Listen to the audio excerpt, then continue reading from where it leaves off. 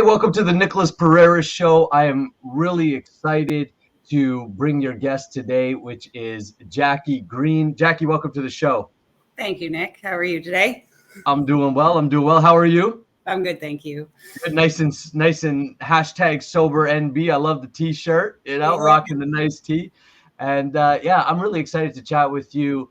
As we were just chatting a little bit, getting to know each other, backstage backstage back in our virtual stages, right? Yeah. Backstage, right?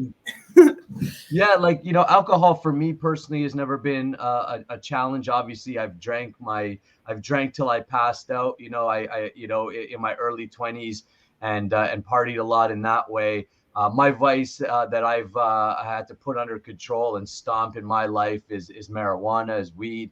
And, whatever somebody's vice is, my personal life, I help guys. A lot of men come to me with porn addictions or sexual challenges. I know any type of vice addiction, it stalls us in our life. It makes things way tougher than life needs to be. And I just really appreciate what you're doing. You were just highlighted in the Telegraph Journal for your work and for your group. So I'm just excited to bring your journey, your story to our community. I guess I should start off with just giving a little bit of background about you and why you decided, all right, it's time to clean up. It's time to get sober. Well, my drinking, I don't want to blame anything or anyone for my drinking, but it started in my early 20s. My son's father left, and I think I started filling the void is really all what started. And then it spiraled out of control at different occasions in my life where I was using it as sort of a therapy. And I don't know, I guess I got caught up in it, and it started ending like it happened every day. I turned it into a reward system, be it after I ran 5K, I was allowed to have a drink. After I got through work, I was allowed to have a drink. If I was angry, I was allowed to have a drink. And it was just a circle of bad relationships, bad experiences. And I was the only one to blame for it because I was drinking, and I needed it. I needed it to stop. And I mean, I hit my bottom. Well, like this time last year was very bad. Yeah. And it kind of clicked that I was the only one that was going to be able to fix it. I was the only one that was going to be able to love myself and fix my finances and fix my relationships with my family and my friends. And it had to be me to do it. No one else could do it. So then go ahead. Sorry, I want to jump in there because there's a few things you've said that, I think I just really want to highlight to make sure we get those points. One thing that I guess a little theme that I'm hearing already is this idea of taking 100% responsibility. You basically started off by saying, I don't want to blame someone else. And I think it's easy. I know if I look back, like when I started smoking dope really heavily in my early 20s, it was also after a breakup. And it was like, I didn't know how to process those emotions. Yeah. I didn't know how to fill that void that I was feeling from a breakup. And so for me, the vice became dope, smoke. And then I can totally relate to the reward system, right? Well, when I do something good, then I give myself something, what I'm considering good. Yeah. But in no way, shape, or form is this a good thing for me. I think we live under these kind of illusions. So how do you feel taking responsibility is a part to play in becoming sober? And, our community is filled with vice. Like, let's just be real, right? Yeah. I mean, and I think it's something that, people of all different positions and angles in our community, we should really be looking at and saying, what are the true challenges in our community? And for me, I'm like, how can we not be talking about the amount of addictions and vices that run rampant through our community? What allowed you, or could you give some words of wisdom from your own experience about taking responsibility for your own addiction? I guess there's always going to be a problem. You're always going to run into triggers or celebrations or something. Taking responsibility for myself was more of like an internal thing where it's like, shouldn't matter what happens around me. I have control over what I do to myself. And I don't need to drink in order to feel emotion. That was just something that I developed. It was a coping mechanism that I embedded into myself. It was never something that I needed to make myself feel better. I just felt like I did. And it was just, I don't know, because you're always surrounded too with like the social media, how like yoga moms and wine moms, and just it's very integrated into our like Facebook's just full of advertisements for liquor. And but I don't know, you have to take responsibility for your own self. Like, those in recovery aren't snowflakes. It's going to be hard, and you just need to get through it because it's your job. You have to. And like, I think responsibility is like, it's like the first step is like making that decision of like, okay, I'm going to get sober. I'm going to deal with this challenge that I'm having. And then being able to say, okay, I'm going to take responsibility for it and not blame others or look to circumstances. A lot of people may lean on the, well, you don't know my life. This helps me get through this. This helps me get through that. How do you in yourself, is there anything that you say to yourself? Is there anything that you read or that you use that allows you to sort of battle those little voices that come up in our minds that say, this is a good thing, I need it, or you don't know my life, you don't know what I've been through, any of those type of inner conversations that we're having? Is there anything that you specifically do or say or read that helps you with that type of inner battle? Absolutely. Especially over Christmas time, and I guess anytime when I'm by myself and I'm lonely, you get the feeling of, I just want one. But then inside my head, and I've learned it through online Facebook, I guess, is that what's one going to do? One's not going to fix my problem. And if I have more than one, then I'm right back where I started a year ago. Right. And I don't want to be that person anymore. I want to be this person. And I like her a lot more. That's amazing. And I don't underplay that at all. Like, that we have to like ourselves. We spend the most time with ourselves. At the end of the day, I think a lot of us are caught up on, what is my friend going to think? What is my aunt going to think? What is my brother going to think? I know from personal experience, people can like you, people cannot like you. But when you're really secure and strong in yourself, it doesn't matter, because there's an inner strength that brings you so much more joy and fulfillment than any substance will ever bring you. So I appreciate you saying that. Like, I like myself better when I'm sober. And I think that it's important to acknowledge that that's part of this, is that we have to like ourselves again and stop letting, advertisements and marketers or whoever tell us that we're somehow less than or insufficient or we're not likable. And I think it's challenging because we are social creatures. We generally look to others to accept us, to validate ourselves. Absolutely. But once we start to validate ourselves from within, it's a whole different ball game in my experience. Absolutely. And I think too, a lot of it's even before my son, like in high school and stuff, I was experimenting with weed and other drugs. And I think at a very early age, you're kind of trained that that's fun, right? Like, that's when you're having the most fun, is when your friends are all out of it. And it starts so young that it's like, I'm 35 and I feel like I'm only now starting to figure out who I was supposed to be. Yes. And because of my drinking and because of the depression, it definitely stunted my growth spiritually and, like educationally even. Like, I rushed in to be a PSW because it was easy at the, not the course, just it was easy to get in. Sure. Because of the timeline. Now that I'm sober, it's, I should have been a nurse.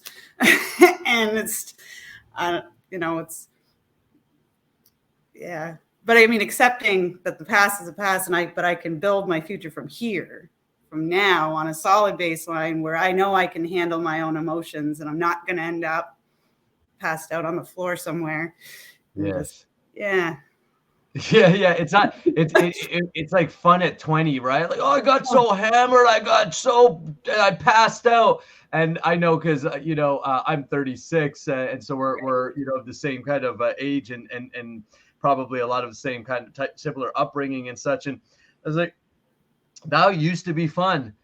At 36, it ain't fun anymore. It hurts. That's it. And I've actually said that to friends. I was like, you know what? It was cool at 25. It's not cool at 35 anymore. It's not cool. Smarten up. That's right.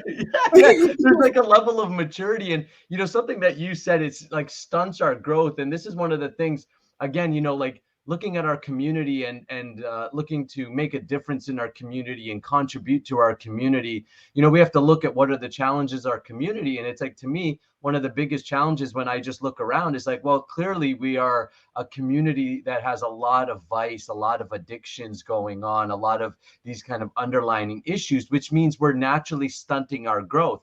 I know for me, there's a direct correlation. If I allow weed to infiltrate my life and take it over, then automatically I can see the results of my life starting to diminish. I can see my bank account isn't as flush as I would like it. I could see that my connection with my wife isn't there as much because I'm in my own head. I'm chasing that next high. I can't concentrate. I can see I don't do as well in my business and my personal life. It's so detrimental. And that's one of the things when I read the article and you talked about, hey, I've got more money in my bank now. I've got more, like, let's talk a little bit about that. What are the results? What are the good things? Because oftentimes I think when anybody's dealing with an addiction, you think about what you're giving up. Maybe that pleasure, that fun, that emotional story that we've attached to the addiction. But what is it? Then I really asked, like, myself, my own journey. I was like, but what am I really giving up? And what is there to be gained? So I would love to hear from you. What have you gained from being sober? How is your life better now that you're living sober? Well, just base level, first thing that popped into my head was I haven't been hungover in 324 days. Like, yeah, high five on that. That was just basic. The money, I mean, that really, pardon me. Well, like 21 days into my sobriety, I finally applied for a position in the operating room at the regional hospital. I've always been able to do it with my training. I just knew I couldn't do it if I was hungover in the morning. I couldn't be around blood and guts and broken bones and drilling and burns. I couldn't do that. I wanted to, but there's no way I could deal with that hungover. So that was part of why that was all the process was I am going to quit drinking. I applied for the job. I got it. But there was like a waiting period. So it was like 21 days into my sobriety, I started that job in the OR. And then later on down the line, I have so much energy. And when I'm bored, that's when I feel the most triggered. So I got my second job at Tim Hortons. Yeah. And now I just don't have free time. So my finances, they've improved. Like I live by myself and I pay $1,200 a month in rent. There is no way I could have done that while I was still drinking. And I'm proud of myself. And while I was drinking, I carried around a lot of guilt. Yeah. I drank and drove. I was drunk at birthday parties, like kids' birthday parties. Yeah.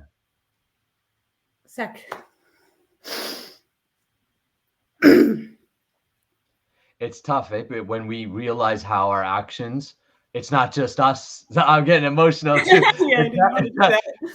That's totally cool. I appreciate it because it's real. And I think this is something that's missing right now in so many aspects of our life, in our society, is let's be real, right?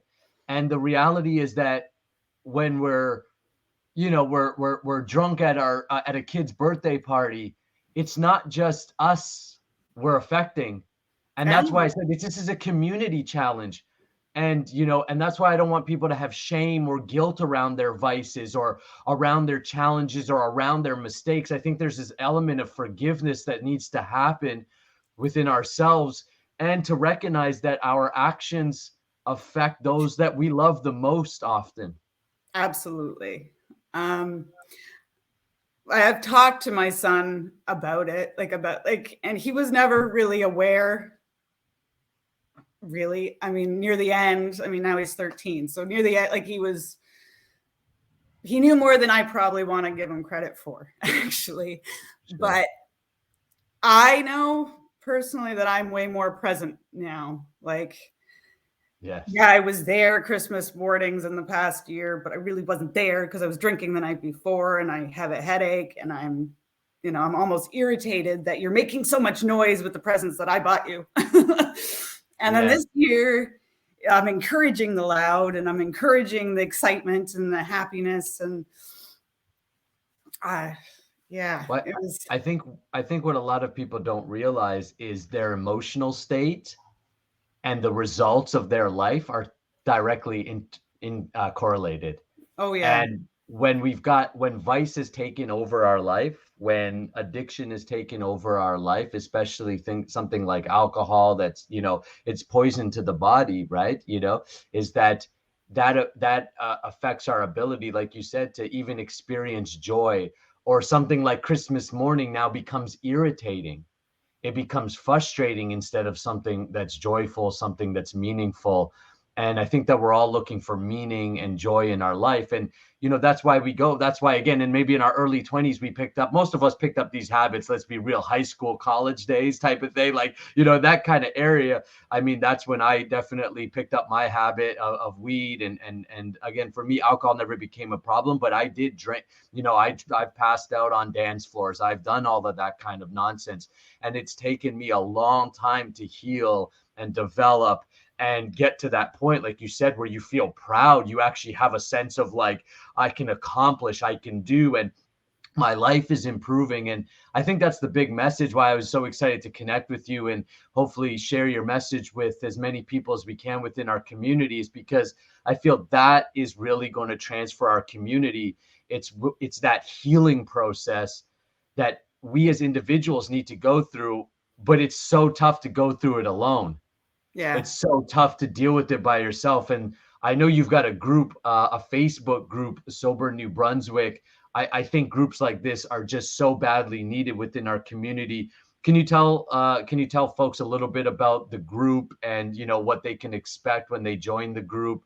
Can they be private? How does it work? Well, can I rephrase your question? 100%. You must be a politician.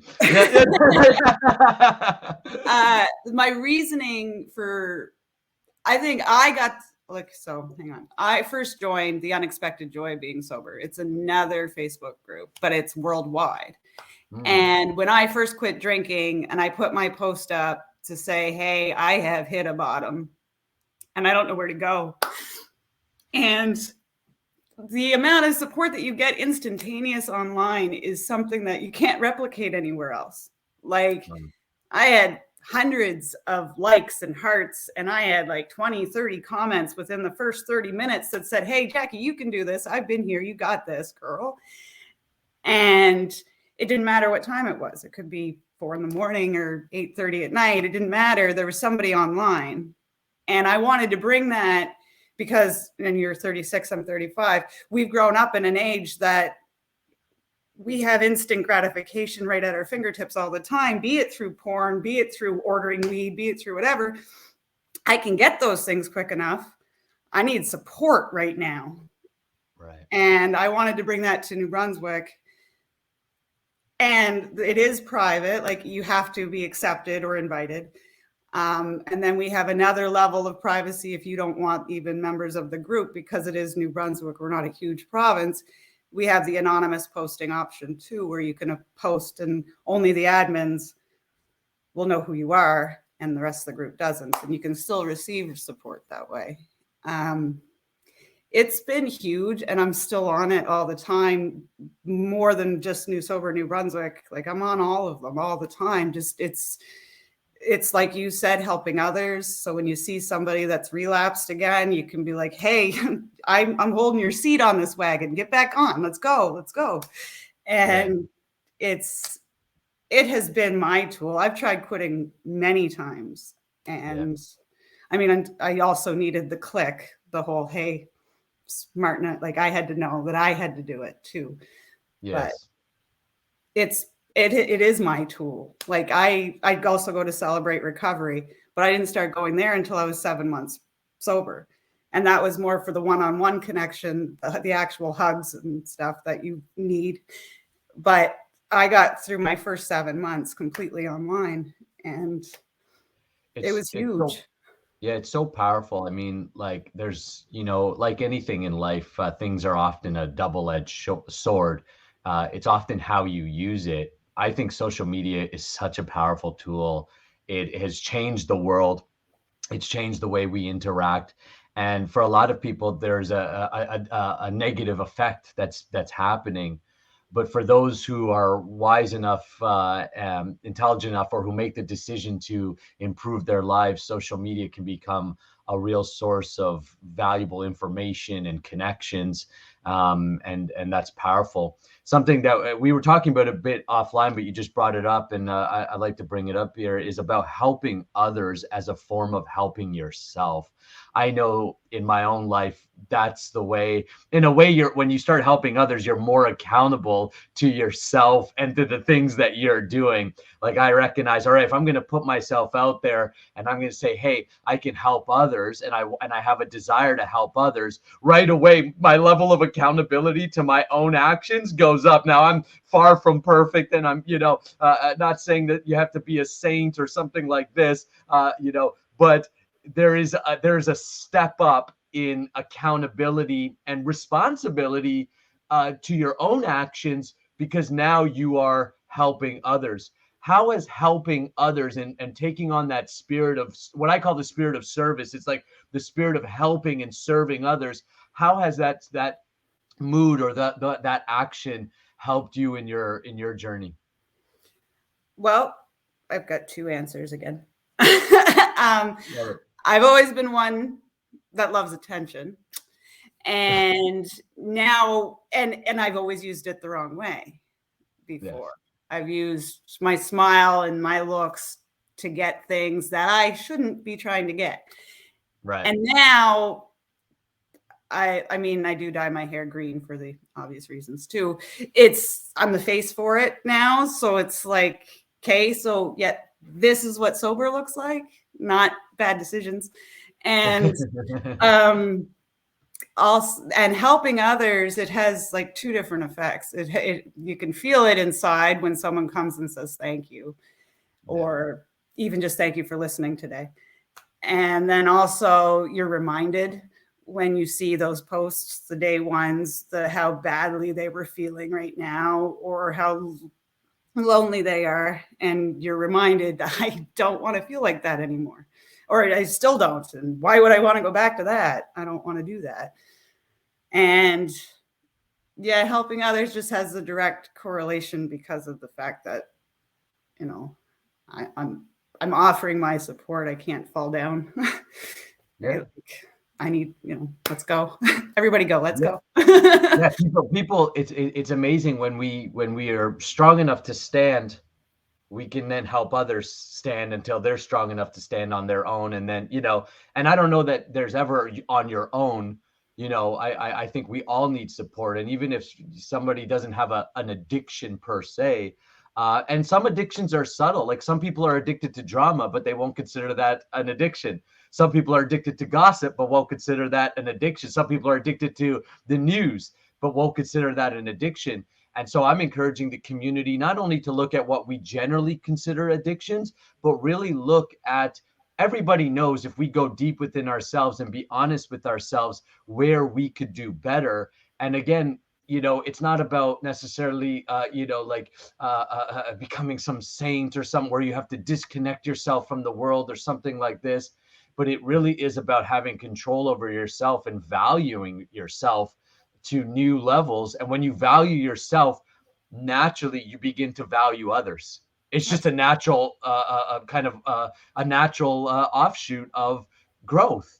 If I grow and I value myself, then I can see the value in others and I value them more and I want to help them more.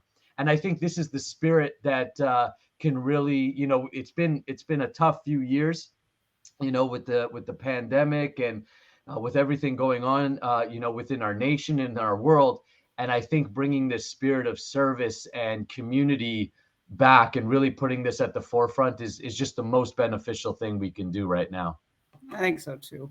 Very much so. We need each other, and we're constantly being segregated and pushed apart, be it through race or religion or whatever, or COVID. It's just, you're constantly being pulled apart. And then there is a lot of toxic information and toxic people on Facebook that can turn that situation bad. And that is something I'm very aware of for Sober New Brunswick too. I'm constantly watching it because I don't want anybody looking down on anybody for any reason whatsoever. We're all there for the same. So if you drink alcohol-free beer, well, it might be triggering to you, but it's helping him. So I'm all about it. Keep drinking it, right? I don't know. It's a lot of the time you need to look at a situation attempting to understand it instead of thinking you can fix it, I guess. And that's big part of what I found online is that there's many ways to get sober. You don't just have to do AA. However, the 12th step in AA, the 12th step in recovery, and what I've found is that at the end, that's when you're supposed to start helping people. And that's what helps you stay sober yourself, right? Is by helping others. And I think it all circulates back. Yeah, it becomes a positive cycle. I'm helping others simultaneously. I'm feeling better about myself, so therefore I can make better decisions. I can then be more valuable to others because I'm growing, right? If I'm growing as a person, if I'm gaining in wisdom, knowledge, if I've got my bank account full, if things are, then I can be of support to others. I know there's been times where I'm like, man, I wish I had some money to help out a friend, or I wish I had, the energy to go out and do those things that I want to do. And this is, of course, when weed was controlling me. And now that I do live sober, it's amazing, that somebody needs a little extra cash. Here, I've got that extra cash to give you. When we're full, we can give freely, but when we're not full, we can't give. And joy and fulfillment really comes from giving, from service. And I think in our culture, over time we've made our life about ourselves. How can I get the next thing? Whether it's the next high or the next technology, or what next drama can I get involved with to puff myself up? It's all of this stuff is actually detrimental. And like you said, bringing that spirit of service, helping others, it's so fulfilling that all these other things become unfulfilling. Absolutely. They become almost like, why would I do that? I feel good already. Right. Yeah. And part of getting sober is you're figuring out why you felt like that. And then you can fix it. You're not trying to just keep pushing it down. You can fix it. And no, you can't change the past. But if your forward thinking is, I'm never going to drink again because I don't want to make those mistakes and hurt my family and hurt my friends ever again, then it's working. Yeah. So listen, Jackie, you're doing amazing work. We're all cheering you on. I don't think that the community could say anything. In my opinion, like what you're doing is what this community needs more and more of. And I'm encouraging everybody to do what they can to improve their own lives, take personal responsibility for their life, and improve. And naturally, our whole community gets stronger. If somebody's listening to this, somebody's watching this, and they're like, I need to be part of that group, or I need to connect with Jackie, what's the best way to connect with you or to join the group? Well, Facebook, but I mean, you can always message me. I have my phone on me just like everybody else, just about 24/7, right? So you can message me. a lot of the time we've been Facebook, or the sober group has been around for a few months now. The only request that I've made is that you message me beforehand. Don't message me when you're drunk, because I can't make you feel good when you're already there. Right. I need to try to get there before you reach. If that's where you are. If you just want to talk about maybe getting sober, we can talk about maybe putting the drink down. You know what I mean? Yeah. But I'm here. You can reach for me. I'm right here.